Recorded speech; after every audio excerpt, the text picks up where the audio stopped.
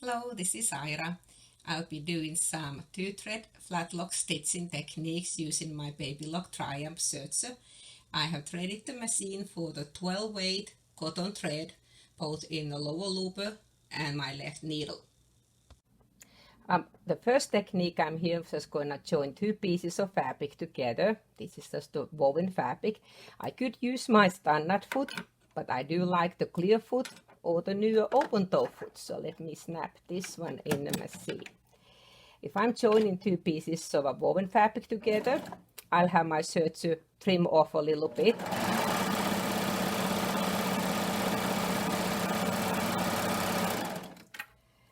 And then I'm going to just pull it apart. So on the top side in here, which I put my wrong sides of fabrics together, I will see my looper thread.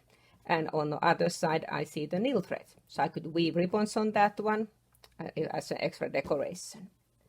But if I be sewing on a little bit of a thicker material, something like polar fleece, I really don't want to have that little fold in here. It makes it too thick.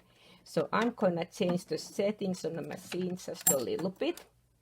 Also, I'm going to change into a blind hem foot. I'm going to just put the stitch a bit wider. And this time, doesn't really matter if I have my knife cutting or not. I'm not going anywhere near it.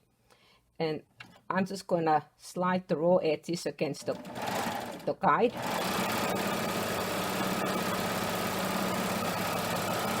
So it looks like all those stitches are falling off the edge of the fabric, but that just gives me a little bit of a space to pull that thick polar fleece flat, because polar fleece doesn't ravel, so all I have to have is those edges to kiss inside the seam.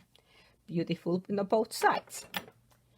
Other things I can do also is just to attach some lace using that same technique. Let me get this piece of fabric. This time I love these feet, so I'm gonna use another foot. I could use the blind hem foot, but I'm gonna use the lace foot because I'm attaching lace. And this time I'm gonna have my knife cutting. Gonna put the stitch width a bit narrower and maybe stitches a bit closer together.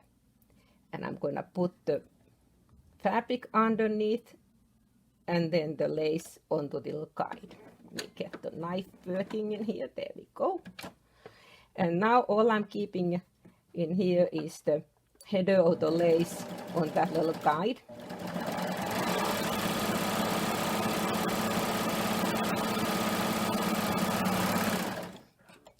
And then I can pull this flat, because I really didn't want to have the lace to be folded onto the seam. All I wanted to have was the fabric to have little folds so it won't ravel whenever I pull and tuck it. And I could then use either side as my right side. I could weave some ribbons on those ones, so just use this as a right side with a pretty thread.